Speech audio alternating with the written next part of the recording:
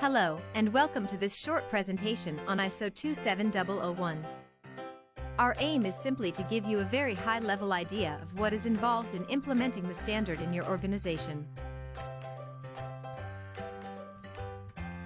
What is ISO 27001? Well, it is a global standard for implementing and managing an information security management system, otherwise known as an ISMS.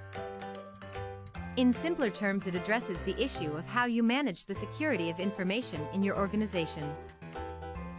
The aim of ISO 27001 is to preserve and protect the confidentiality, integrity, and availability of the organization's information assets.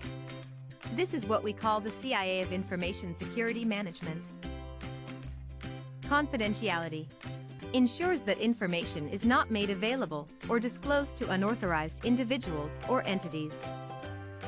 Integrity ensures the accuracy and completeness of information, and availability ensures that information is accessible and usable upon demand by authorized individuals or entities. In the previous slide, we talked about information assets. So what is an information asset? Well, it is any information that is of value to the company. It could be customer or financial databases containing sensitive information.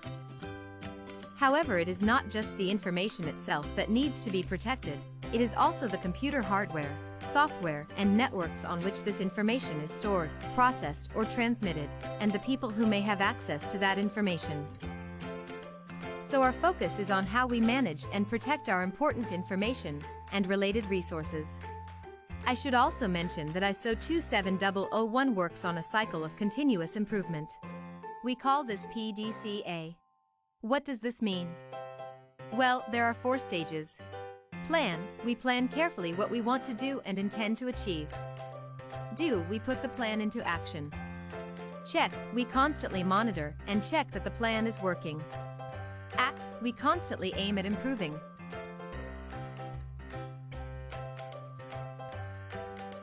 So now we know at a high level the purpose of ISO 27001.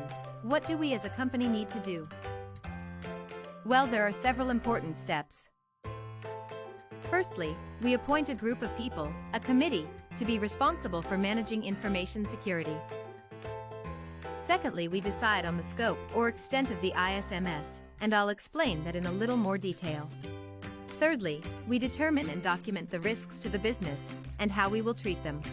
And then we go about determining what controls are needed to address the risks. More about that in the next slide. I mentioned scope earlier, so what does that mean? Simply put, we need to define which particular part or parts of the organization are to be covered by this management system. We don't have to cover the entire business, only those parts we deem important enough to warrant protection, and we can expand the scope later.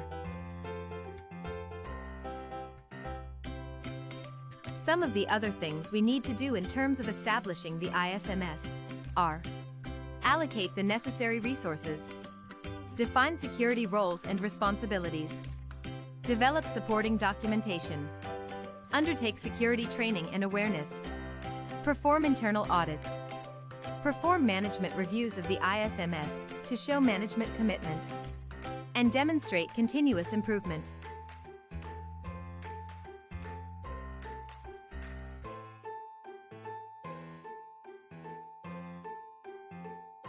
Thank you for watching this short presentation, and we hope it has helped you gain a little understanding of the task ahead.